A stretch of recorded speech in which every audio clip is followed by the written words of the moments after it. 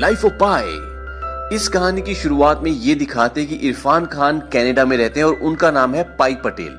और उनसे वहां पर मिलने एक राइटर आता है जो पिछले 2 सालों से किताब लिख रहा था और 2 सालों की मेहनत के बाद उसने पाया कि वो कुछ भी नहीं लिख पाया और उसने सब कुछ फाड़ के फेंक दिया।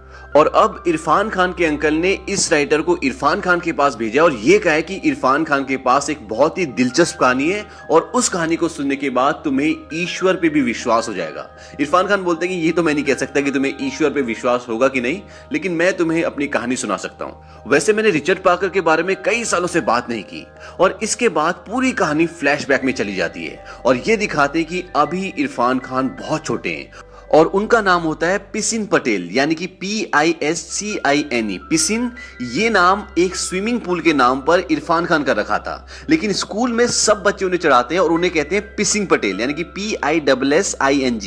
पिसिंग मतलब होता है टॉयलेट करना। और इस बात से परेशान होकर इरफान खान बचपन में अपना नाम पिसिन से पाई रख देते हैं और अब वो इसी नाम से जाने जाते हैं। पाई बचपन में पौंडीचेरी रहते थे और उनका जन्म एक हिंदू फैमिली में हुआ था, लेकिन पाई ईश्वर से बहुत प्यार करते थे, इसलिए वो सभी धर्मों को मानते थे, क्रिश्चियनिटी, इस्लाम, हिंदू, सबको। पाई चर्च भी जाता, नमाज भी पढ़ता और ईश्वर की आराधना भी करता। और इन सब चीजों में पाई की माँ उसे हमेशा सपोर्ट करती। वो कहती कि ये अपने सवालों के जवाब ढूंढ रहा है और इसको इसके जवाब जरूर मिलेंगे। हालांकि इस चीज में पाई के पिता उसे सपोर्ट नहीं करते, बल्कि वो उन्हें ये समझाते हैं कि धर्म अंधकार है और इसमें कुछ नहीं रखा। यहाँ पौंडीचेरी में पाई के पिता का एक जू होता है, यानी कि चिड़ियाघर, और उस चिड़ियाघर में बहुत ही खूबसूरत बहुत सारे जानवर होते हैं और इन्हीं जानवरों में एक बंगाल टाइगर भी होता है जिसका नाम होता है रिचर्ड पाकर। हालांकि रिचर्ड पाकर उस शिकारी का नाम था जिसने इस टाइगर को पकड़ा था। जब ये टाइगर छोटा था तो ये नदी के किनारे पानी पीने आता है और वो शिकारी इसको पकड़ लेता है और इसका नाम रखता है थ्रस्टी। और जब इसे जू भेजा जाता है तो इसका नाम शिकारी के नाम से बदल जाता है, यानी कि शिकारी का नाम तो हो जाता है थ्रस्टी और इसका नाम हो जाता है रिचर्ड पाकर। हालांकि बाद में बात सबको पता चल जाती है, लेकिन सब इसको अब रिचर्ड पाकर के नाम से ही बुलाते हैं। पाई जब 12 साल का होता है तो वो रिचर्ड पाकर को अपने हाथ से मांस का टुकड़ा खिलाना चाहता है और रिचर्ड पाकर भी खाने वाला होता है कि तभी उसके पिताजी आ जाते हैं और उसे बहुत डांटते हैं और उसे सबक सिखाने के लिए वो रिचर्ड पाकर के केज के बाहर एक बकरी के बच्चे को बांध देते हैं और तभी रिचर्ड पाकर आता है और उसे बड़ी बेरहमी से मारता है। ये देखकर पाई बहुत डर जाता है और उसके बाद उसकी पूरी धारणा रिचर्ड पाकर के लिए बदल जाती है। वक्त बीतता है और पाई पटेल 16 साल का हो जाता है और 16 साल की उम्र में उसकी मुलाकात होती है आनंदी से और आनंदी से उसे प्यार हो जाता है। लेकिन तभी उसके पिता उसे बताते हैं कि हम पूरी फैमिली के साथ अब कनाडा शिफ्ट हो रहे हैं, क्योंकि यहां पर जो उनका जू था वो अब बंद हो रहा है, क्योंकि जिस जमीन पे उनका जू होता है वो उनकी नहीं होती, लेकिन जानवर उनके होते हैं। तो पाई के पिता कहते हैं कि हम जानवरों को लेके शिप में जाएंगे और मैं अपने जानवर नॉर्दर्न अमेरिका में भेज दूंगा और हम कनाडा में शिफ्ट हो जाएंगे, क्योंकि वहां मुझे कोई जॉब जरूर मिल जाएगा। और ये डिसाइड होता है कि अब पूरी फैमिली कनाडा शिफ्ट होगी। हालांकि पाई कनाडा नहीं जाना चाहता, वो इंडिया ही रहना चाहता है, लेकिन पाई की उम्र अभी इतनी नहीं है कि वो अपनी भी बात रख सके। और कनाडा जाने से पहले वो आनंदी से मिलता है, उसे बहुत दुख होता है। और उसके बाद ये दिखाते कि पूरी फैमिली शिप में पाई और उसकी माँ वेजिटेरियन होती है, हालांकि उसका भाई जिसका नाम रवि है और उसके पिता नॉन वेजिटेरियन होते हैं। अब शिप में वेजिटेरियन खाना नहीं मिलता तो उन्हें वहां पर बहुत समस्या होती है, लेकिन वो किसी तरह से एडजस्ट कर लेते हैं।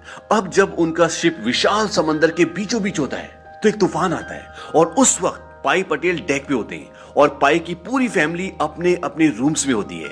और इसके बाद ये दिखाते कि शिप डूब रहा है और सब भाग रहे हैं और तब ये दिखाते कि पाई भी अपनी फैमिली के पास जाना चाहता है, लेकिन एक क्रू मेंबर उसे सेफ्टी बोट पे फेंक देता है और बोलता है कि तुम जाओ। हालांकि पाई जाना नहीं चाहता, वो अपनी फैमिली की मदद करना चाहता है। और जब पाई अकेला सेफ्टी बोट में होता है तभी ये दिखाते कि एक ज़ेब्रा उसी बोट में कूदता है और उसके कूदने की वजह से रस्सी छूट जाती है और उनकी सेफ्टी बोट समंदर में गिर जाती है। और अब उस बोट में ज़ेब्रा और पाई होते हैं। तूफान बहुत तेज होता है और समंदर की लहरें बहुत ऊंची ऊंची होती है। तभी पाई देखता है कि समंदर में कोई तैर रहा है और उसे लगता है कि वो कोई इंसान है और वो उसे बचाने के लिए एक ट्यूब फेंकता है ताकि उसे खींचकर बोट पे ले आए। और जब उसके पास वो चीज आती है तो वो देखता है कि वो रिचर्ड पाकर होता है, यानी कि वो बंगाल टाइगर। पाई कोशिश करता है कि वो बोट पे ना आए, लेकिन समंदर की लहरें बहुत ऊंची होती है जिसकी सपोर्ट से वो बोट में आ जाता है और पाई बोट से नीचे कूद जाता है। लेकिन पाई के पास कोई ऑप्शन नहीं होता और उसे दोबारा बोट में आना पड़ता है। और जब वो बोट पे आता है तो वो देखता है कि वहां पर रिचर्ड पाकर नहीं होता, वहां पर सिर्फ ज़ेब्रा होता है। और ज़ेब्रा अपनी जगह से नहीं हिल सकता क्योंकि जब वो बोट पे कूदा था तो उसका पैर टूट जाता है और वो एक जगह लेटा होता है।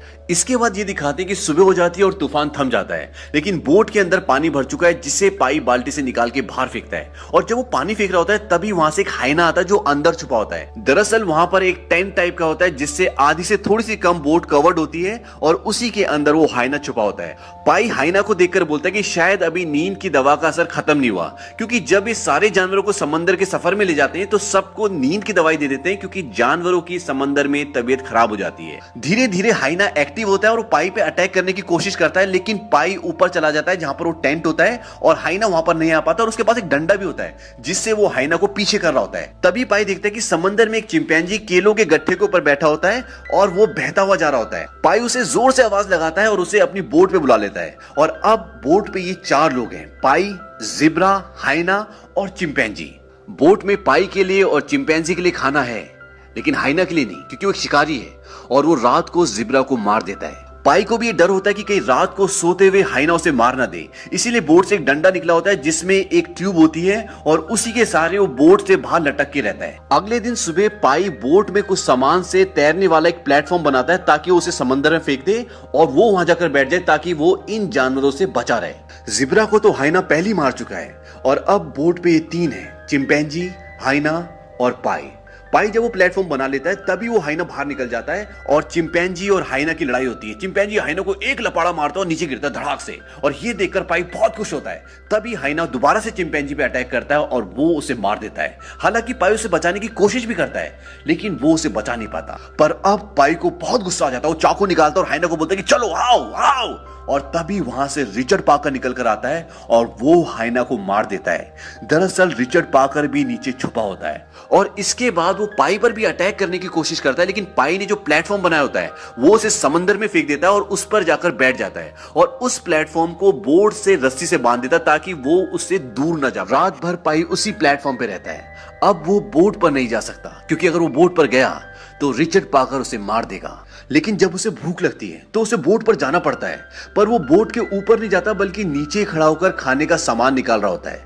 और तभी रिचर्ड पाकर उस पर अटैक करता है और इसके बाद वो अपने प्लेटफॉर्म को दोबारा से बोट से दूर कर लेता है। इसी के साथ ये भी दिखाते हैं कि सेफ्टी बोट में खाने के साथ एक मैनुअल, एक बुकलेट भी होती है जिसमें ये लिखा होता है कि अगर आप समंदर में फंस जाएं तो आपको क्या क्या करना चाहिए होता है। उसमें एक मैप भी होता है, लेकिन पाई को मैप देखना नहीं आता और पाई वो सब कुछ करता है जो उस बुकलेट में लिखा होता है। पाई ईश्वर से ये भी बोलता है कि तुमने मुझे बनाया है, तुम ही मेरा सब कुछ हो और अब तुम ही मुझे रास्ता भी दिखाओगे। पाई जानता है कि समंदर का सफर अब बहुत लंबा होने वाला है और जो प्लेटफॉर्म पाई ने अपने लिए बनाया है उस पर बहुत लंबे समय तक नहीं रहा जा सकता। इसीलिए वो तय करता है कि वो रिचर्ड पाकर को ट्रेनिंग देगा ताकि उसे अपने हिसाब से कंट्रोल कर सके, लेकिन उसकी ये कोशिश नाकामयाब रहती है। और यहाँ पर अब सबसे बड़ी प्रॉब्लम यह है कि वहां पर खाने के लिए कुछ भी नहीं है, क्योंकि रिचर्ड पाकर ज़ेब्रा को और हाइना दोनों को खा चुका है। और सबसे बड़ी समस्या ये होती है कि रिचर्ड पाकर के पास पीने के लिए पानी नहीं होता। अब पाई उसकी मदद करता है, पाई उसे पानी पिलाता है और पाई सीटी के जरिए उसके साथ कम्युनिकेट करने की कोशिश करता है, यानी कि उसे अपने थॉट्स समझाने की कोशिश करता है। लेकिन रिचर्ड पाकर का रवैया अभी भी पाई की तरह बहुत एग्रेसिव होता है। पाई मछली पकड़ने की कोशिश कर रहा होता है क्योंकि वो जानता है कि अगर रिचर्ड पाकर की भूख आउट ऑफ कंट्रोल हो गई तो वो पानी में कूदकर उसे मार सकता है। पाई मछली पकड़ने की बहुत कोशिश करता है, लेकिन उसे कामयाबी नहीं मिलती और इसके बाद होता भी वही है जो पाई ने सोचा होता है। रिचर्ड पाकर समंदर में कूद जाता है, लेकिन वो मछली नहीं पकड़ पाता और तब वो पाई की तरफ बढ़ता है और पाई जल्दी से रस्सी खींचकर बोट के ऊपर चला जाता है। और अब रिचर्ड पाकर नीचे है और पाई बोट के ऊपर, और रिचर्ड पाकर बहुत कोशिश करता है कि वो बोट के ऊपर आ जाए, लेकिन बोट ऊंची होती है और इसलिए वो ऊपर आ नहीं पा रहा होता। और पाई उस प्लेटफॉर्म को भी बोट पर ऊपर खींच लेता है जो उसने अपने लिए बनाया था, जिस पर वो बैठा रहता था, और वो कुल्हाड़ी निकालता है और अब वो शेर को यानी कि रिचर्ड पाकर को मारने वाला होता है कि वो रुक जाता है। पाई बोलता है कि मैं क्या कर रहा हूं। उसके बाद वो अपना प्लेटफॉर्म दोबारा समंदर में डाल देता है और एक फट्टा बोट से लटका देता है, जिसका सहारा लेकर रिचर्ड पाकर बोट में दोबारा वापस आ जाता है और पाई दोबारा से अपनी उसी जगह पर चला जाता है। अब पाई रिचर्ड पाकर को बोट पे तो ले आता है, लेकिन भूख का क्या, वो अभी भी भूखा है। पाई तो बिस्किट खा लेता है, लेकिन रिचर्ड पाकर के लिए कुछ भी नहीं है। तब पाई एक मछली पकड़ता है जो काफी बड़ी होती है और उसे कुल्हाड़ी से मार देता है। उसे मारने के बाद वो बहुत रोता है क्योंकि वो एक शाकाहारी है और वो किसी भी जीव हत्या के खिलाफ है। लेकिन इसके अलावा पाई के पास और कोई ऑप्शन नहीं होता। वो बोलता है थैंक यू भगवान विष्णु, मछली के रूप में आकर हमारी जान बचाने के लिए। और वो मछली वो रिचर्ड पाकर को दे देता है। अब रात हो जाती है और रात को एक बहुत बड़ी व्हेल मछली उनकी बोट के पास आती है और वहीं पर एक जंप लगाती है। जंप लगाने से पानी बहुत जोर से हिलता है और जो प्लेटफॉर्म पाई ने अपने लिए बनाया था वो पूरी तरह से हिल जाता है और उसी प्लेटफॉर्म पर उसका सारा खाना और पानी होता है और वो सब का सब समंदर में बह जाता है। और अब पाई के पास ना खाने के लिए कुछ है ना पीने के लिए पानी है। अगली सुबह पाई बोट पर कुछ लेने के लिए आता है क्योंकि उस वक्त रिचर्ड पाकर अंदर होता है और जब वो बोट के ऊपर आता है तो उसी वक्त रिचर्ड पाकर बाहर आ जाता है। तभी पाई से एक मछली टकराती है और वहां पे गिर जाती है। उस मछली को पाई उठाता है और रिचर्ड पाकर की तरफ फेंकता है, बोलता है कि ये तुम्हारे लिए है। और जैसे ही वो उसकी तरफ फेंकता है वो मछली उड़ के भाग जाती है। दरअसल ये उड़ने वाली मछली होती है।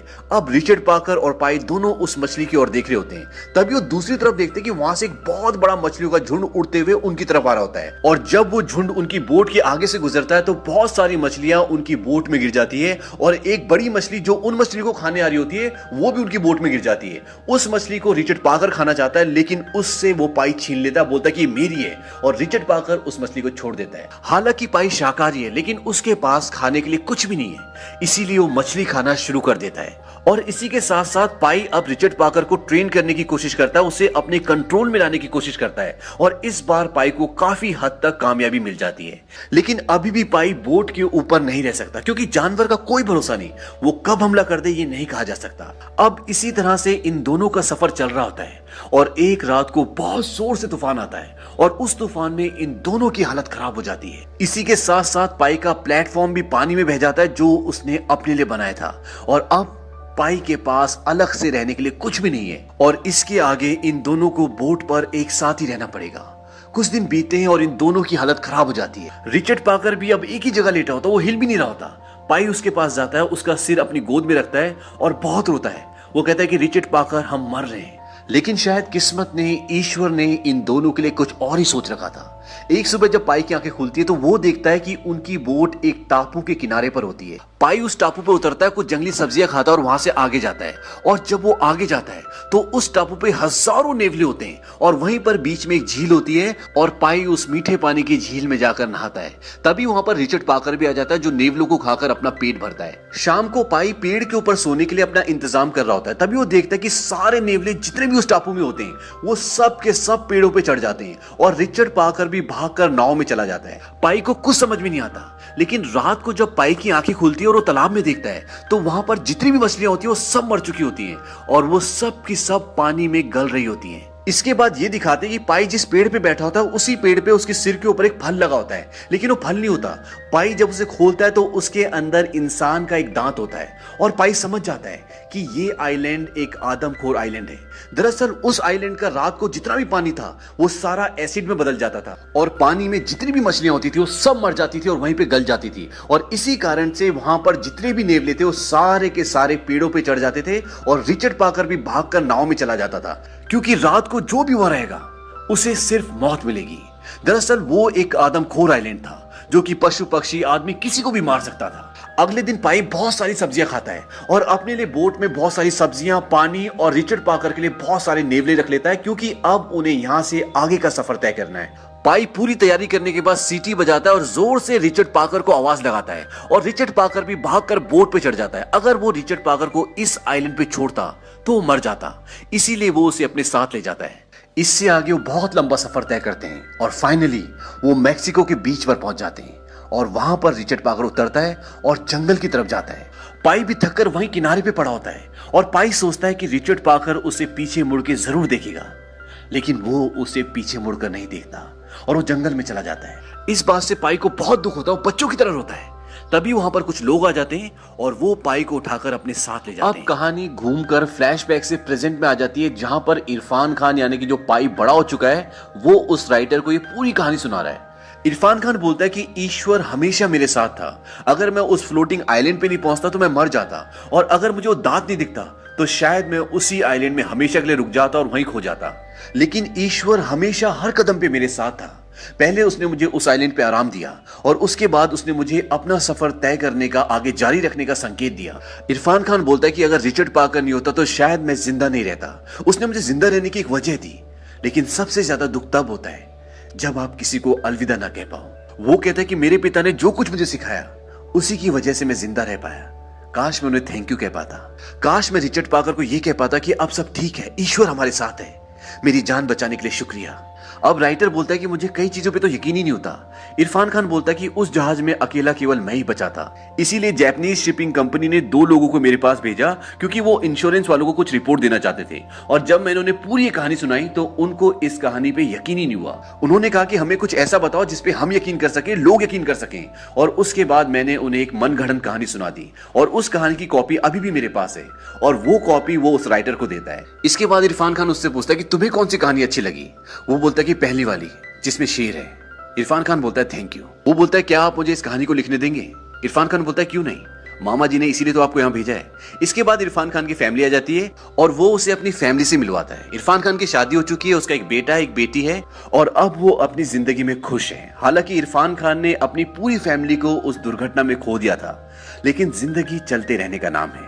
और इसी के साथ ये फिल्म खत्म हो जाती है।